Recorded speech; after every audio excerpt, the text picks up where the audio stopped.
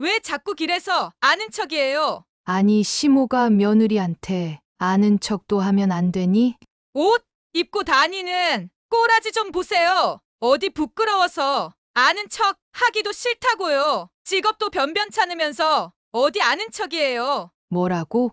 직업엔 귀천이 없는 법이야. 한평생 뼈 빠지게 고생해서 우리 아들을 키웠어.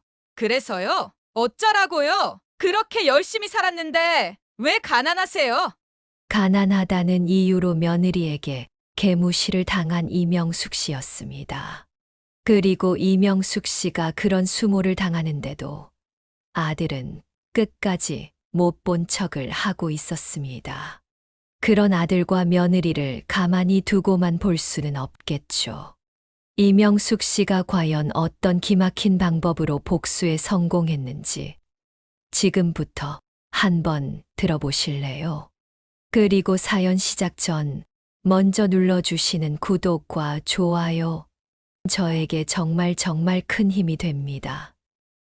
지금 바로 좋아요 한 번씩 눌러주세요. 그럼 바로 사연 시작하겠습니다. 여러분, 안녕하세요. 제 이름은 이명숙입니다.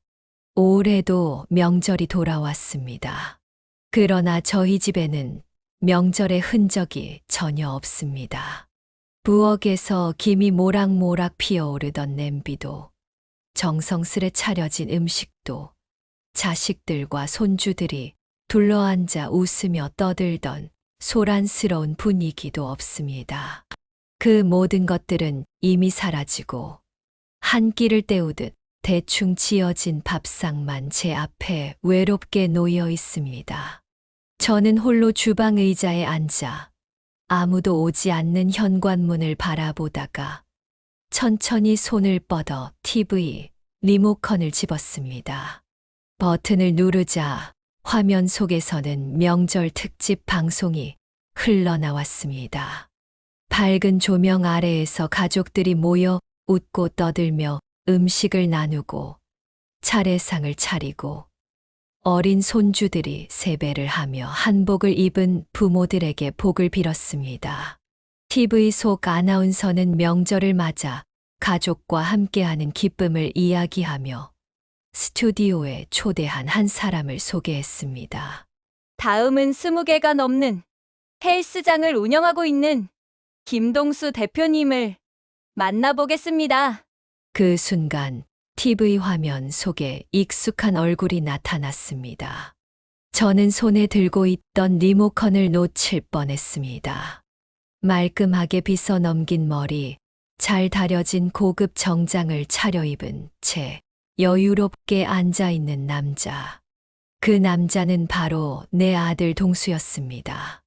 저는 심장이 덜컥 내려앉는 기분이었습니다. 지난 몇 년간 얼굴도 못 본 아들을 TV를 통해서 보고 있었으니깐요. 저는 조용히 TV 화면을 응시한 채 숨조차 쉬기 힘든 기분으로 아들을 바라보았습니다. 아나운서가 감탄하며 물었습니다. 이렇게 성공하시기까지 부모님의 도움과 희생이 컸을 것 같습니다. 특히 어린 시절 부모님께서 어떤 도움이나 조언을 해주셨는지 궁금합니다. 저는 순간 숨을 죽였습니다. 과연 우리 아들이 어떤 말을 할지 너무 궁금했습니다. 나를 안 찾아온 지 5년이 훌쩍 넘었고 얼굴 한 번 비추지 않는 아들이지만 내가 아들을 위해 바친 세월과 희생을 과연 이야기할까 너무 궁금했습니다. 추위에 손이 부르트도록 장사를 하며 나 자신을 위해선 한 푼도 쓰지 않았습니다. 대신 아들의 학비를 대고 새 옷을 사주고 아들만큼은 배부르게 먹이기 위해 애썼던 그 지난 날들입니다. 그러나 아들은 한치의 망설임도 없이 단호하게 말했습니다. 저는 전혀 부모님의 도움을 받지 않았습니다. 저를 위해서 해준 게 하나도 없어요. 그래서 전 지긋지긋한 가난으로부터 탈출하기 위해 필사적으로 일을 해왔습니다. 순간 손끝이 떨렸습니다. 숨을 쉴 수도 없었습니다. 아니, 저건 말도 안 됩니다. 내가 어떻게 아들을 키웠는데, 내가 어떻게 살아왔는데, 텔레비전 화면을 뚫고 들어가서 아들놈의 양복깃을 움켜쥐고 따져 묻고 싶은 심정이었습니다. 그러나 아나운서는 아무렇지 않게 웃으며 이어 질문을 던졌습니다. 그래도 명절에는 부모님을 찾아뵈실 거죠? 아들은 아무렇지도 않은 표정으로 익숙하다는 듯이, 당연하다는 듯이 여유로운 미소를 띠며 대답했습니다. 당연하죠. 저는 한 해도 빼먹은 적 없이 명절마다 부모님을 찾아뵙고 있습니다. 주위에서도 저보고 효자라고 다들 칭찬을 해주시더라고요. 나는 그 말을 듣는 순간 머릿속이 하얘졌습니다. 손이 떨려서 손끝이 시려서 온몸이 분노로 달아올라서 주먹을 꽉 쥔 채 텔레비전을 노려보았습니다. 뭐라고? 한 해도 빼먹은 적이 없다고? 아들의 얼굴을 못 본 지 어느새 5년이 지났습니다. 제가 뭘 잘못해서도 아닙니다. 아들이 성공하고 나니 평생 가난하게 살아온 제가 부끄럽겠지요. 아마 그 이유 때문인 것이 분명했습니다. 단 한 번도 찾아오지 않은 아들이, 단 한 통의 전화도 없던 아들이, 카메라 앞에서는 세상에서 가장 효자인 것처럼 뻔뻔하게 거짓말을 늘어놓고 있었습니다. 저는 그 자리에 그대로 얼어붙은 채 TV 속 아들의 얼굴을 바라보았습니다. 화면 속에서 저렇게 거짓말을 태연하게 늘어놓는 저 사람이 내가 모든 걸 희생하며 키워온 내 아들이라는 것이 믿어지지 않았습니다. 저는 텔레비전을 꺼버렸습니다. 거실 한쪽에는 먼지가 쌓인 액자가 있습니다. 그 안에는 어린 시절의 아들이 내 손을 꼭 붙잡고 환하게 웃던 사진이 있습니다. 저는 조용히 사진을 내려다보았습니다. 그리고 다시 텔레비전 속에서 본 그 남자의 얼굴을 떠올렸습니다. 그때의 순수했던 아이와 지금의 텔레비전 속 저 남자는 너무도 달랐습니다. 지난 5년 동안 아들이 연락 한 번 없어도 그동안 꾹 참아왔습니다. 아들이 바쁘니까, 아들이 성공하느라 정신이 없으니까 연락을 하지 못할 수도 있다고 저 스스로를 설득했습니다. 하지만 더 이상은 아닙니다. 나를 없는 사람 취급하고 명절에도 단 한 번 찾아오지 않으면서 이제는 세상에 뻔뻔하게 거짓말까지 하는 걸 더 이상 가만히 두고 볼 수는 없습니다. 저는 곧장 집을 나섰습니다. 차가운 바람이 얼굴을 스치고 발걸음이 점점 더 빠르게 내디뎌졌습니다. 거센 바람을 뚫고 버스에서 내렸습니다. 차갑게 언 손을 호호 불어가며 한 손에 꼭 쥔 주소를 다시 한번 바라보았습니다. 너무 오랜만에 와서 이 길이 맞는지도 확신할 수 없었습니다. 저는 고개를 들어 앞을 바라보았습니다. 눈앞에는 하늘을 찌르듯이 우뚝 솟아있는 초고층 아파트가 서 있었습니다. 아파트에서 나오는 정말 비싸 보이는 외제차들을 보니 순간 한 발짝도 내디딜 수 없었습니다.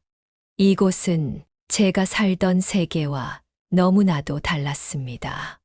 저는 길 한복판에서 떡볶이를 팔았고 거친 손으로 뜨거운 철판을 뒤집으며 겨울이면 손이 트고 갈라졌고 비 오는 날이면 비를 맞으며 쭈그려 앉아 떨면서도 단 한 번도 내 삶이 부끄럽다고 생각한 적은 없었습니다. 그런데 내 아들은 이런 좋은 곳에 살면서 가난했던 저를 부끄러워하고 욕을 했겠지요? 저는 이가 갈릴 듯한 분노를 삼키며 단단하게 주먹을 쥔 채 아파트 정문을 향해 걸어갔습니다. 아파트 정문 앞에 다다르자 정장 차림의 경비원이 다가왔습니다. 무슨 일로 오셨습니까? 저는 순간 움찔했지만 곧 침착하게 대답했습니다. 우리 아들을 보러 왔습니다. 경비원이 나를 위아래로 훑어보았습니다. 제 옷차림을 보더니 고개를 갸우뚱하며 다시 물었습니다. 아드님을 보러 왔다고요? 아드님께서 몇 동 몇 호에 사십니까? 너무 오랜만에 찾아오는 아들네 집이라 순간 정확한 동호수가 떠오르지 않았습니다. 저는 머뭇거리며 입을 열었습니다. 그게 너무 오랜만에 와서 정확한 동호수는 잘 기억이 안 납니다. 경비원의 눈빛이 싸늘하게 변했습니다. 그는 무언가를 의심하는 듯한 표정으로 날 바라보며 단호하게 말했습니다. 아니 아드님이 어디 사시는지 동호수가 기억이 안 난다고요? 그럼 아드님께 직접 전화라도 해보시죠. 저는 떨리는 손으로 휴대폰을 꺼냈습니다.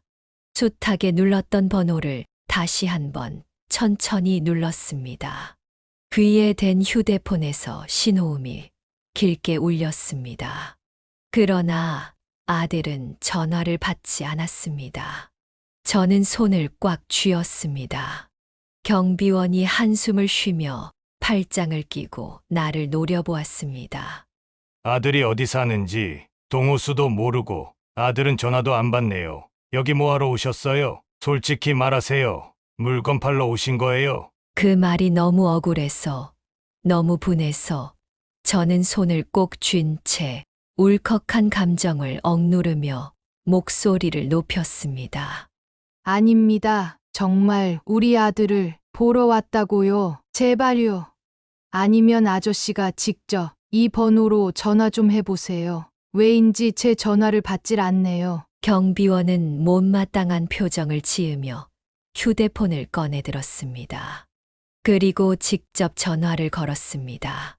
놀랍게도 신호음이 몇 번 울리기도 전에 아들은 곧바로 전화를 받았습니다. 여보세요? 경비원이 조용히 대답했습니다. 안녕하세요. 아파트 경비원입니다. 어떤 할머니가 아들을 만나러 왔다고 하는데 진짜 이분이 어머니 되시는 분 맞으신가요? 잠시 정적이 흐르더니 아들은 차갑게 물었습니다. 아, 잠시 저 좀 바꿔주세요. 전화를 건네받고 저는 떨리는 목소리로 말했습니다.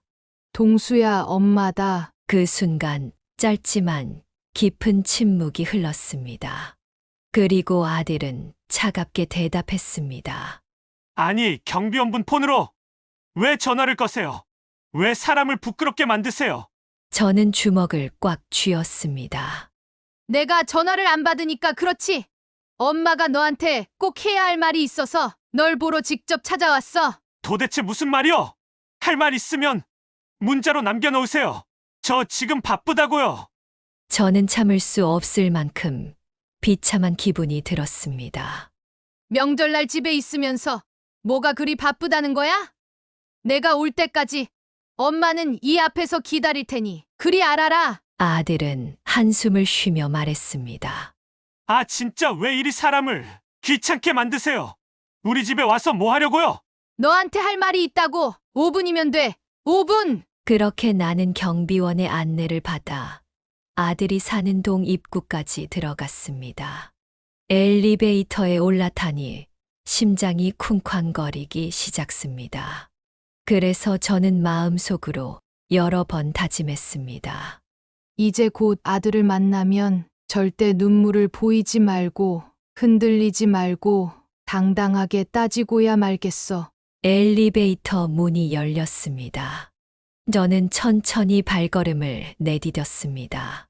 그동안 기억에서 흐릿해진 아들의 집 앞에 도착하자 갑자기 심장이 미친 듯이 뛰기 시작했습니다.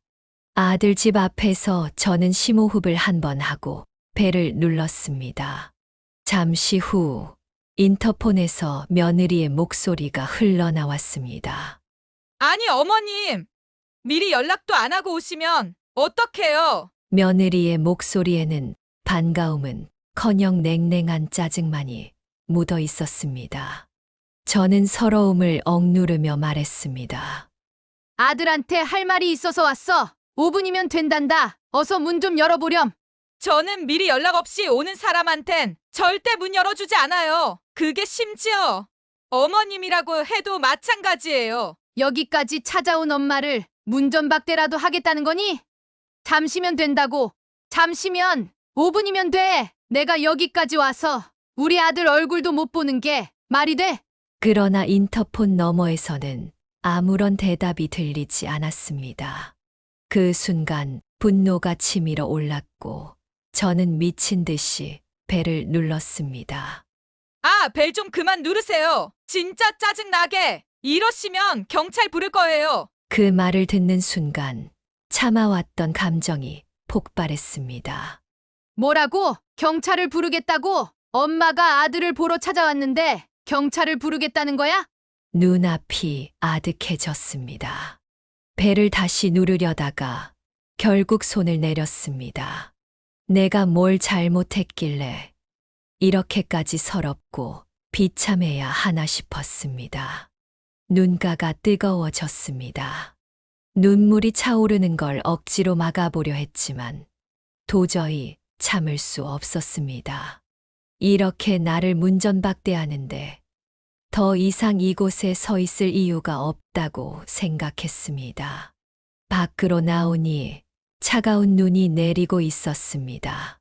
생각보다 눈발이 강하게 내리길래 눈이 그칠 때까지 잠시 쉬었다 집에 돌아가기로 했습니다. 아파트 주차장 입구 앞 정자에 잠시 앉아 멍하니 하늘을 바라봤습니다. 하얀 눈송이들이 빙글빙글 돌면서 떨어지는 모습을 보며 잠시 생각에 잠겼습니다. 어릴 적 아들을 키우던 기억이 떠올랐어요. 남편이 세상을 떠난 후 저는 오로지 아들을 위해 살았습니다. 비가 오는 날에는 장사가 안 되어 끼니를 굶을 때도 있었습니다. 하지만 우리 아들만큼은 절대 굶기지 않았습니다. 돈이 없어 헌 옷을 입어도 아들 옷만큼은 새 것으로 사주려 했습니다.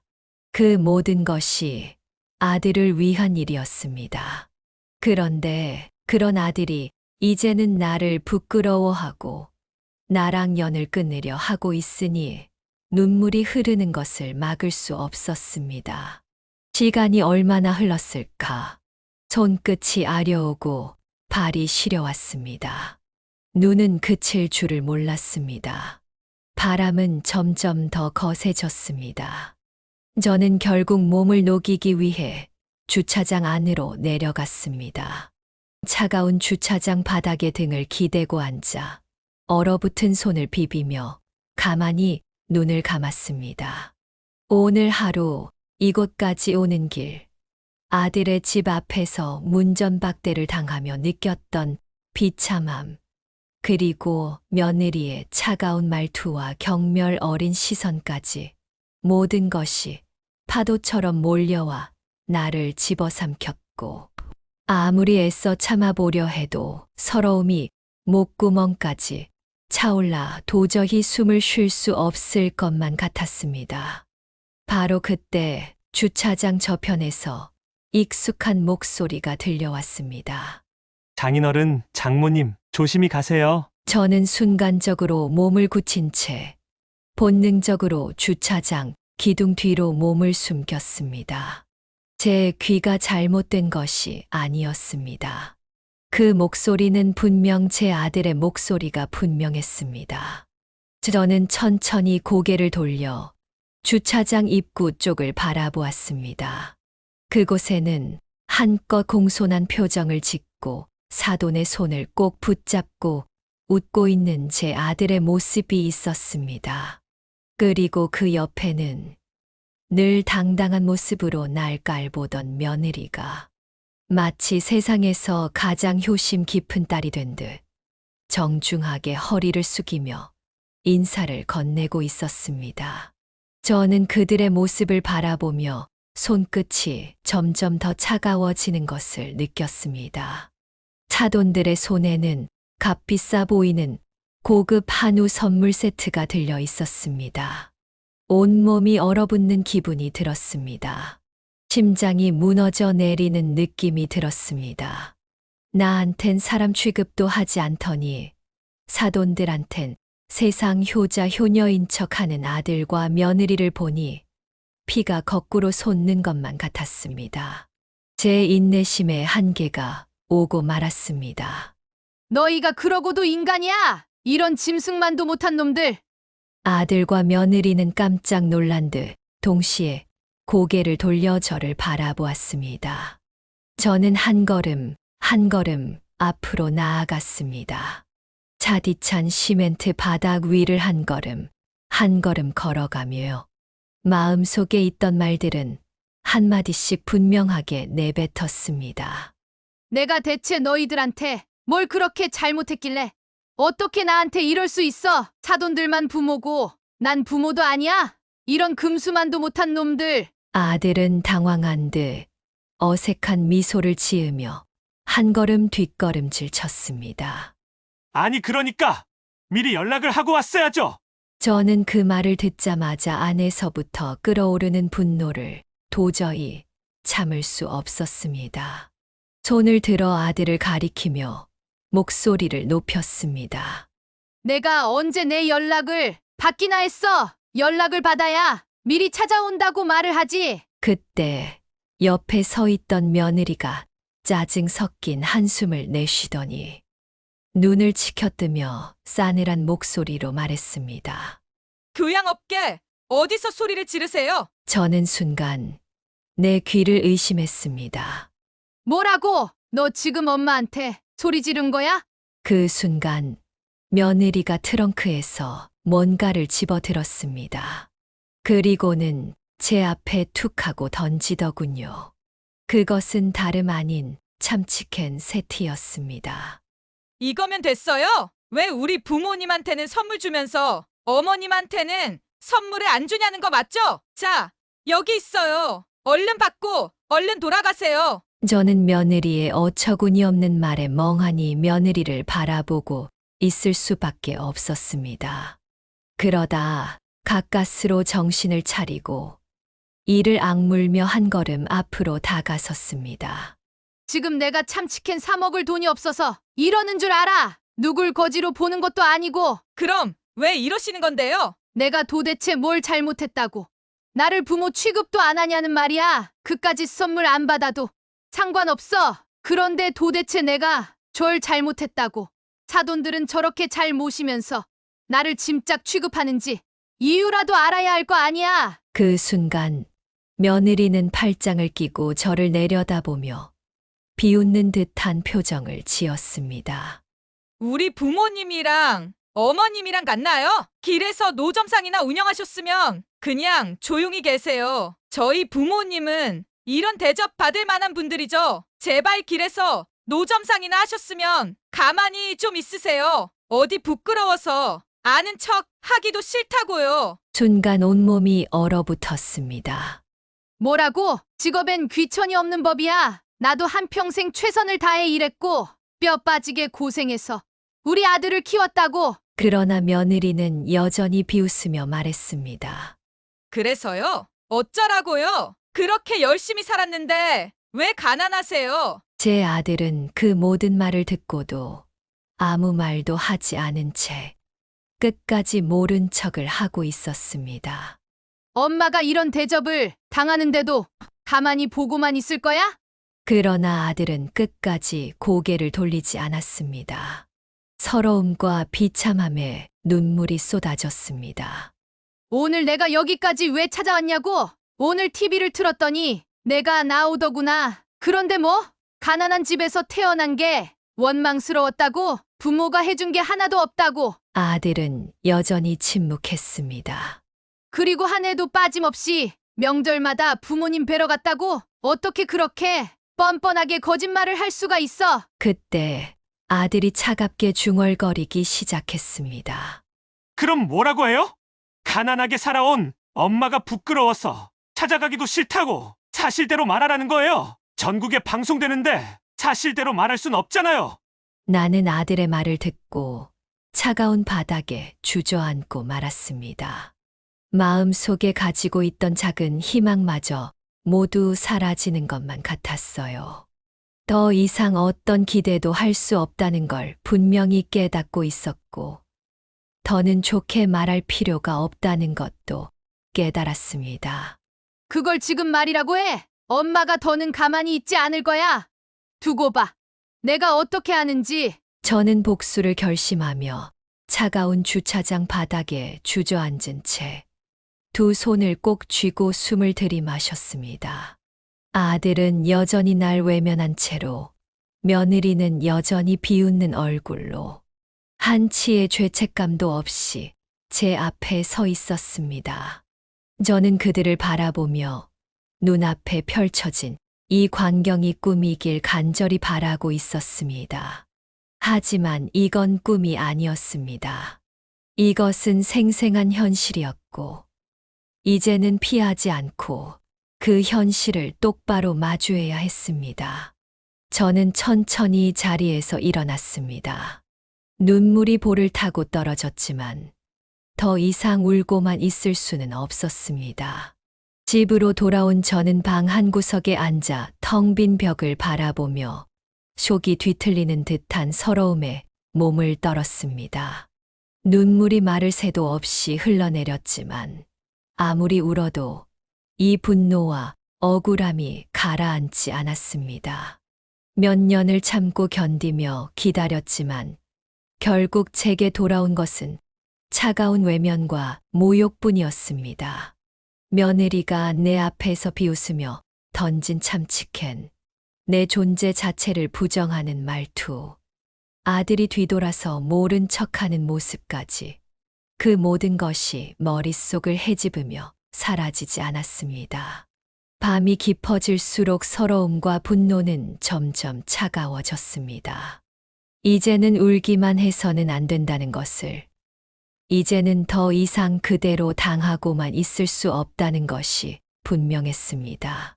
저는 더 이상 참지 않기로 하였습니다.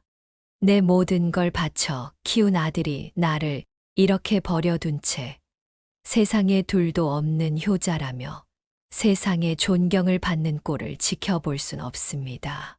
그것만큼은 절대로 용납할 수 없었습니다. 이제는 내가 행동으로 움직여야 할 때입니다.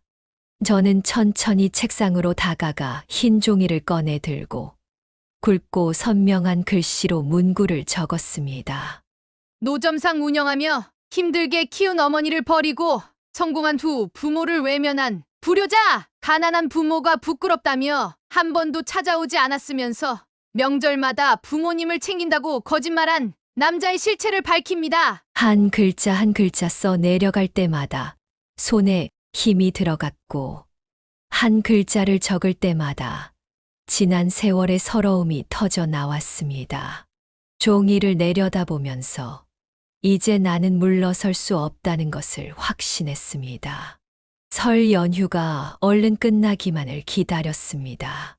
그리고 1월 31일 금요일 새벽이 밝아오기만을 기다렸습니다. 그날 아침 어둠이 아직 완전히 가시지 않은 새벽 공기를 가르며 저는 두꺼운 외투를 걸치고 문 밖을 나섰습니다. 아들의 회사 본사 앞에 도착한 것은 아침 6시, 아직 하늘이 어둑한 시간이었습니다. 출근길에 직장인들이 하나둘 모습을 드러내기 시작했고, 빌딩 앞은 점점 더 바빠졌으며, 저는 본사 입구 한가운데 섰습니다. 그리고 아무런 망설임 없이 피켓을 높이 들었습니다. 처음에는 아무도 신경 쓰지 않았습니다. 그러나 곧 지나가던 사람들이 발걸음을 멈추었고 저를 흘끗거리기 시작했으며 일부 직원들은 휴대폰을 꺼내어 사진을 찍었습니다. 사람들의 수군거림이 점점 커졌고 피켓에 적힌 글자를 읽은 사람들이 여기저기서 웅성거렸습니다. 이거 봐, 김 대표님 얘기 아니야? 저분이 진짜 대표님 어머님이야? 아니, TV에서는 엄청 효자인 척하던데 저건 뭐야? 직원들이 찍은 사진은 순식간에 직원들 사이에 퍼지기 시작했습니다. 그제야 회사 내부에서도 소란이 일어났는지 보안팀 직원들이 다급히 뛰어나와 저를 말려보려 했지만 저는 더욱 단단히 피켓을 붙잡고 한 걸음도 물러서지 않았습니다. 이 회사 대표가 어떤 불효자인지 세상에 밝히겠습니다. 나의 외침이 공기 속으로 울려 퍼지자 지나가던 사람들도 하나둘씩 발걸음을 멈추고 저를 바라보았습니다. 직원들은 서로를 쳐다보며 어쩔 줄 몰라 하더군요. 그러던 그때 건물 입구에서 익숙한 사람이 걸어 나왔습니다. 제 아들이었습니다. 엄마 대체 이게 뭐 하는 짓이에요? 저는 피켓을 단단히 쥔 제 아들을 똑바로 바라보았습니다. 너야말로 내가 엄마한테 어떤 짓을 했는지 알긴 하니? 그 순간 아들은 얼굴을 찌푸리며 다시 한번 주변을 둘러보았습니다. 직원들이 수군거리며 우리를 바라보고 있다는 사실을 인식하자 아들은 더욱 당황한 표정을 지으며 나지막한 목소리로 말했습니다. 돈이 필요해서 그러시는 거예요? 그 말을 듣는 순간 저는 더 이상 참을 수 없었습니다. 손에 쥔 피켓을 내려놓고 어이가 없다는 듯 헛웃음을 터뜨리며 아들을 노려보았습니다. 엄마가 진짜 돈 때문에 그러는 것 같아. 아직 정신을 못 차렸구나. 아들은 마치 큰 결심이라도 한 듯 다시 한번 주변을 살피고 나서 단호한 목소리로 말했습니다. 돈이 필요한 게 아니라면 대체 왜 이러시는 건데요? 장인어른이랑 장모님한테는 한우를 선물해주고 엄마한테는 참치캔 줘서 그런 거예요. 엄마한테도 한우 사드릴 테니까 그만 좀 하세요. 저는 순간 모든 감각이 얼어붙는 듯한 기분이 들었습니다. 나도 내 돈으로 얼마든지 소고기 사 먹을 수 있어. 너한테 도움 안 받아도 살아가는데 아무 문제 없어. 아들은 아무 말 없이 저를 바라보았습니다. 하지만 아들의 표정에는 미안함도 후회도 없었어요. 오직 짜증과 불안만이 서려 있을 뿐이었습니다. 내가 정말 돈 때문에 이러는 줄 알아? 내가 엄마를 대하는 태도가 어떤지 생각해 본 적은 없어? 가난하게 살아왔다는 이유로 널 키워준 엄마를 부끄러워하고 몇 년간 연락 한 번 하지 않았으면서 TV에 나와서는 아주 뻔뻔하게 거짓말을 했지. 그리고 널 찾아간 엄마를 문전박대하면서 쫓아냈잖아. 이제 모든 사람들이 알게 될 것이다. 내 실체를 말이야. 내가 엄마를 어떻게 버렸고 어떤 상처를 줬는지 말이야. 아들은 더욱 얼굴을 일그러뜨리기 시작했습니다. 주변에는 출근하는 직원들이 점점 더 많아지고 있었기 때문입니다. 상황이 점점 더 심각해지는 것 같으니 아들이 다급히 누군가를 부르기 시작했습니다. 보안팀, 여기 좀 와서 이 아줌마 좀 끌고 가세요. 그 말이 떨어지기가 무섭게 건물 안에서 검은 정장을 입은 보안 요원들이 빠른 걸음으로 달려 나왔습니다. 저를 강제로 끌려가려고 하자 저는 필사적으로 저항했습니다. 이 손 치워. 엄마가 아들 찾아온 게 뭐가 문제라는 거야? 그러나 제가 아무리 발버둥 쳐봤자 여러 명의 보안 요원을 이길 수는 없었습니다. 몸을 뒤로 빼며 손을 뿌리쳤지만 보안 요원 중 누군가가 팔을 잡아당기는 순간 중심을 잃고 그대로 바닥으로 쓰러지고 말았습니다. 순간적으로 허리에 강한 충격이 전해졌고 저는 바닥에 주저앉았습니다. 참을 수 없는 통증이 허리를 타고 번지면서 순간적으로 숨이 막혔습니다. 저기 아주머니, 괜찮으세요? 한 직원이 다급하게 다가왔지만 아들은 단 한 걸음도 움직이지 않았습니다. 여전히 그 자리에 서서 나를 내려다보며 눈살을 찌푸릴 뿐이었습니다. 저는 바닥에 주저앉은 채로 온몸이 떨리는 걸 느끼며 손바닥으로 땅을 짚었습니다. 두 눈에 뜨거운 눈물이 차올랐지만 어떻게든 이를 악물고 울음을 삼켰습니다. 그 순간 머릿속에서 지난 날들이 떠올랐습니다. 어린 아들이 배고프다고 울던 날, 남편 없이 혼자 노점상을 운영하며 비바람을 맞으며 장사하던 날, 거리에 주저앉아 눈물 흘리던 날들, 모든 것이 한꺼번에 밀려왔습니다. 저는 떨리는 손으로 바닥을 짚으며 아들을 바라보았습니다. 정말 이렇게까지 해야 하니?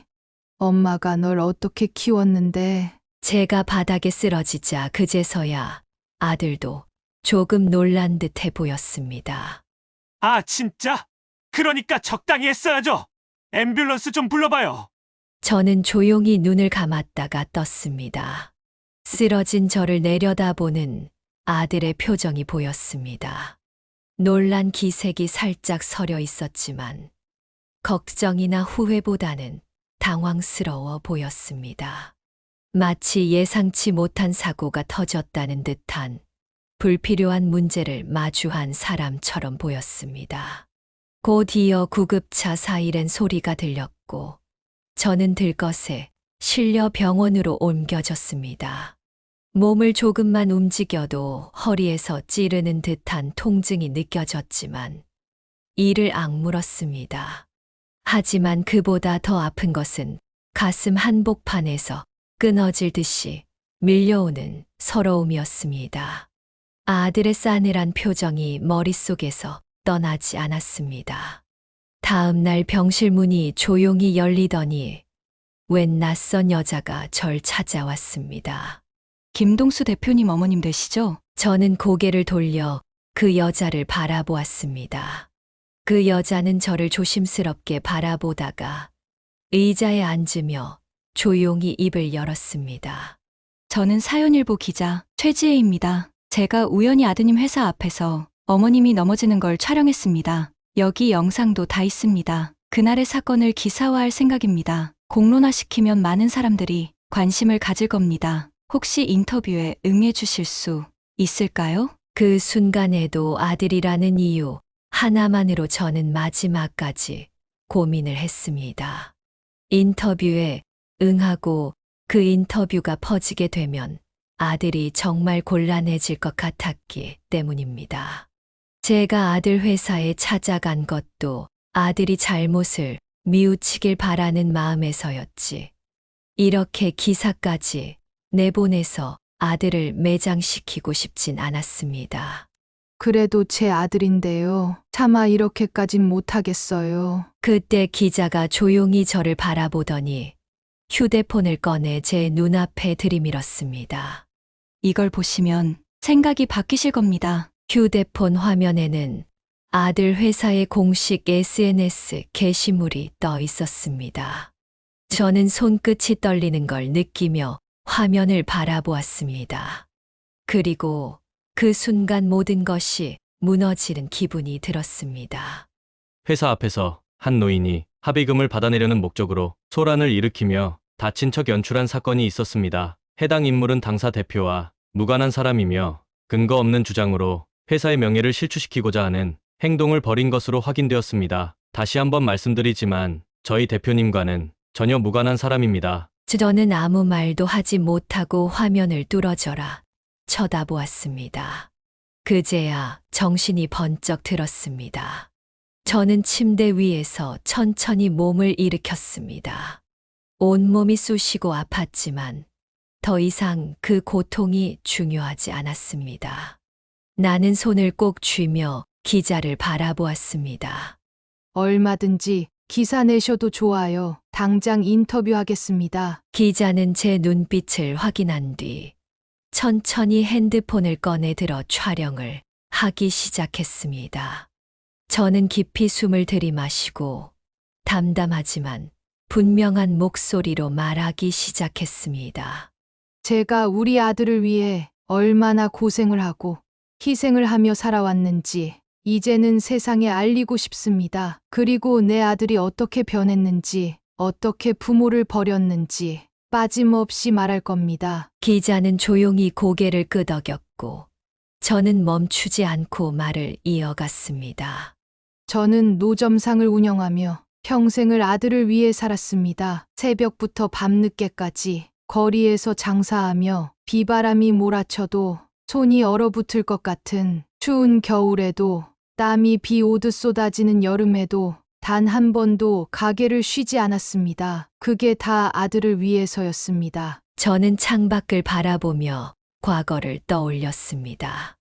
아들이 먹고 싶은 걸 먹게 해주고 싶었고 친구들 앞에서 기죽지 않게 해주고 싶었습니다. 그래서 저는 먹고 싶은 것을 참았고 옷을 사고 싶어도 꾹 참았습니다. 매일같이 장사하느라 손톱에 때가 끼고 얼굴은 햇볕에 검게 타들어갔지만 아들만 잘 되면 된다고 생각했습니다. 그 아이만큼은 내 삶을 닮지 않길 바랐으니까요. 기자는 조용히 듣고 있었고 저는 속에 맺힌 말을 계속 이어갔습니다. 그런데 아들이 성공하고 나니 완전 달라졌습니다. 전혀 다른 사람이 된 것 같았어요. 처음에는 그냥 바빠서 그런 줄 알았습니다. 명절마다 이번에는 못 간다고 말하는 것도 다음에 갈게라고 하는 것도 처음에는 이해하려고 했습니다. 그런데 그게 1년이 되고 2년이 되고 3년, 4년 그렇게 5년이 지나도록 연락 한 통 없더군요. 처음엔 너무 서운했습니다. 하지만 점점 그것이 익숙해졌고 기다리는 것도 포기하게 되었습니다. 그런데 며칠 전 TV를 보는데 내 아들이 나와서 가난했던 부모가 날 방치했지만 나는 한 해도 빠짐없이 명절마다 부모님을 찾아뵙는다 라고 했습니다. 그 말을 듣고 피가 거꾸로 솟는 것만 같았습니다. 저는 기자의 눈을 똑바로 바라보며 말했습니다. 그래서 제가 아들을 직접 찾아갔습니다. 직접 가서 따져 묻고 싶었습니다. 그런데 아들네 집에서 문전박대를 당했습니다. 배를 눌러도 문도 열어주지 않았습니다. 며느리는 문 앞에서 대놓고 짜증을 내며 연락도 없이 오시면 어떡하냐고 말했습니다. 저는 손을 떨며 말을 이어갔습니다.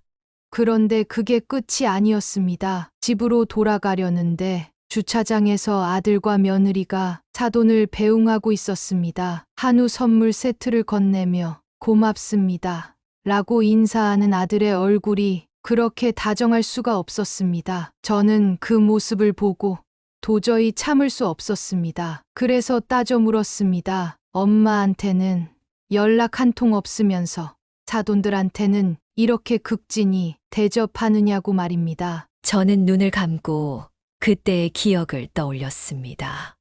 그랬더니 며느리가 대놓고 말하더군요. 길에서 노점상이나 운영하셨으면 조용히 계세요.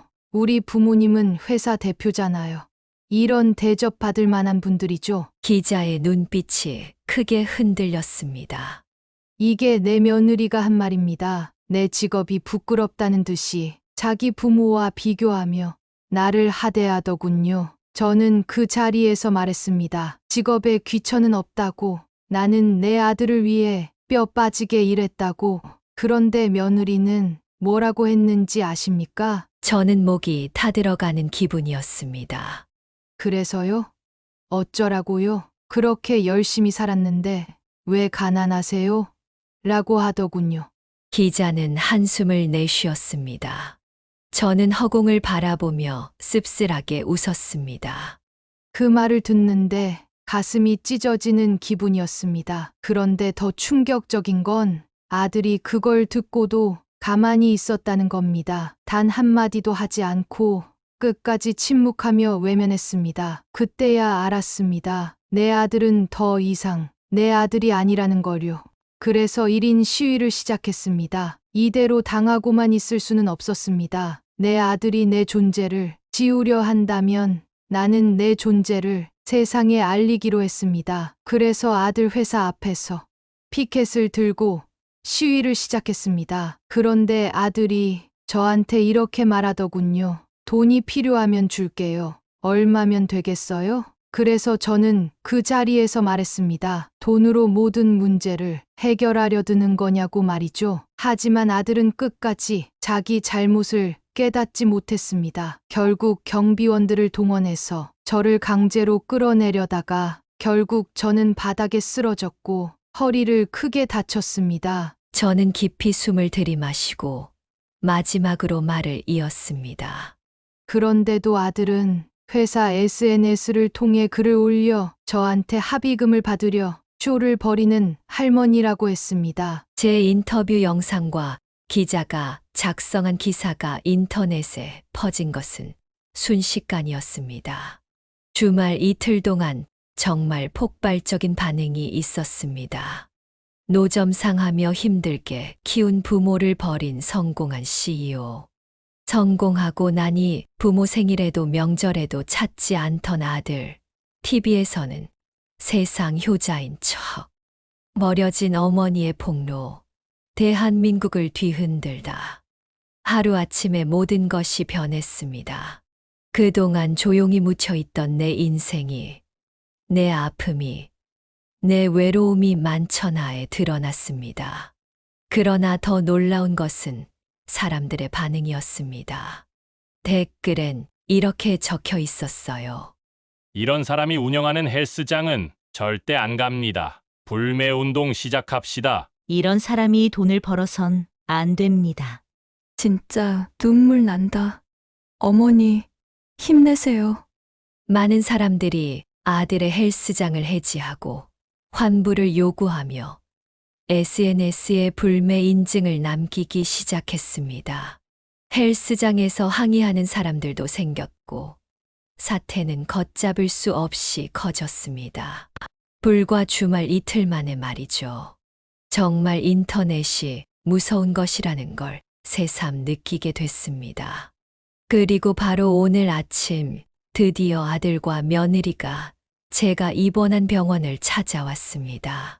하지만 저는 웃음기 하나 없는 차가운 시선으로 그들을 바라보았습니다.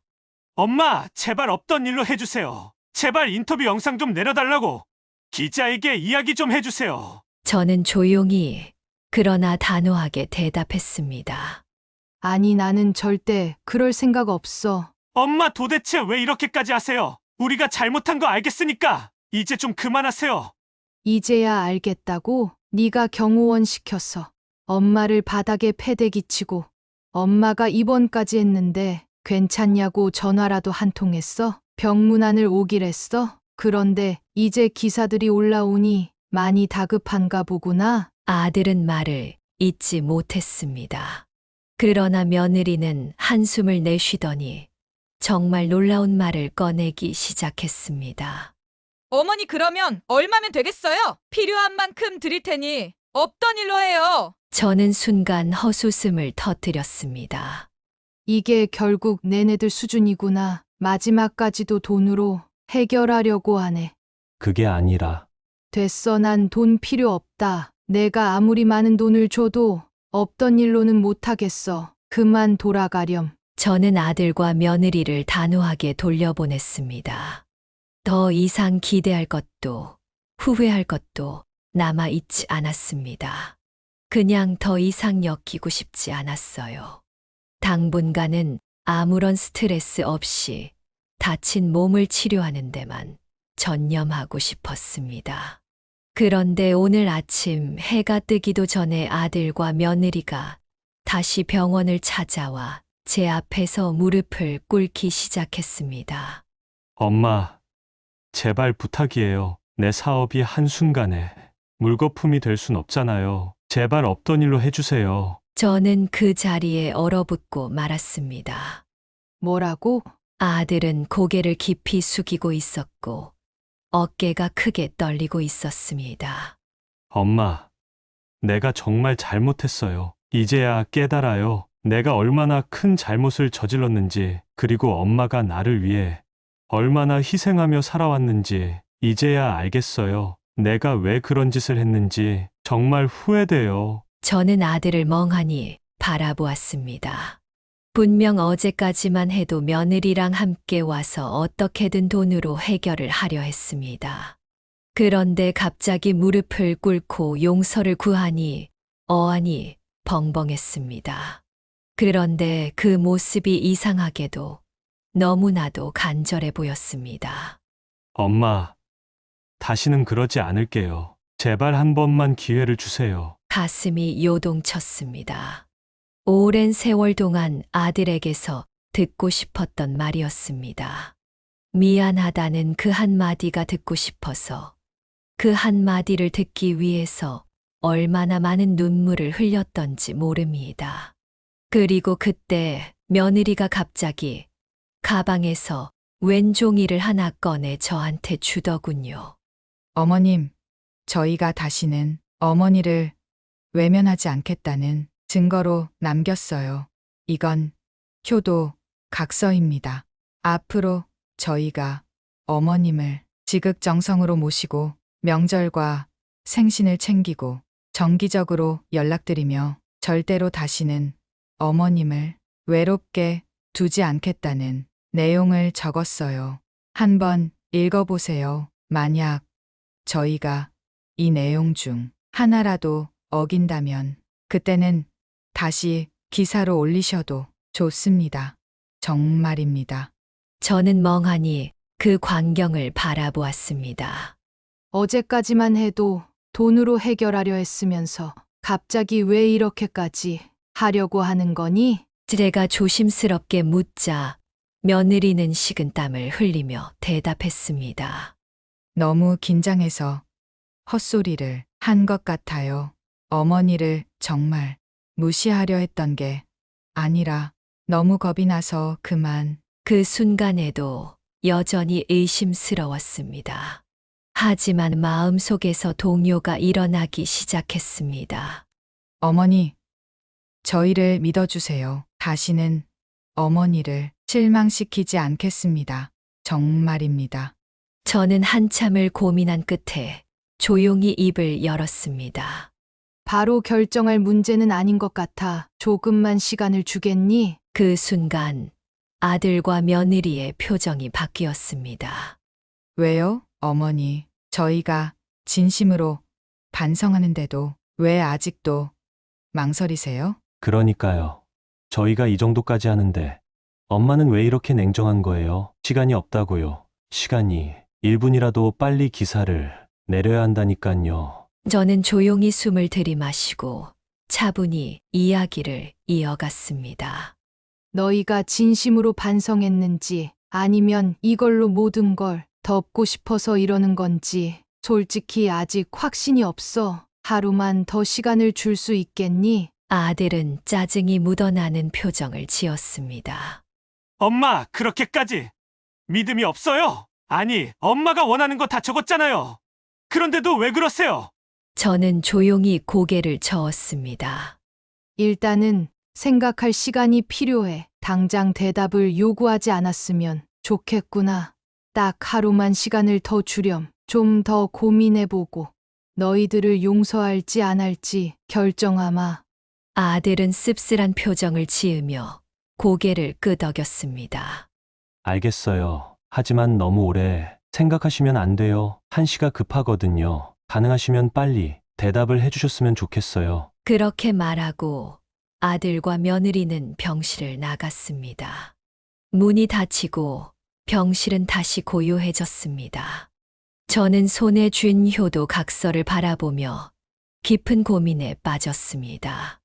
이제 어떻게 해야 할까? 이 정도까지 했는데 한번 용서해 주는 것이 맞을까? 용서를 구하려고 무릎까지 꿇었잖아. 그런데 또 다르게 생각해보면 빨리 용서할지 말지 확답을 달라는 게 용서를 구하는 사람들의 태도가 맞는 걸까? 여러분이 제 상황이라면 어떻게 하시겠습니까? 오늘까지 아들과 며느리에게 대답을 주기로 했는데 고민이 길어져서 조금 늦어지더라도 이번 주 안에는 대답을 주려고 합니다. 참 고민이 많이 되네요.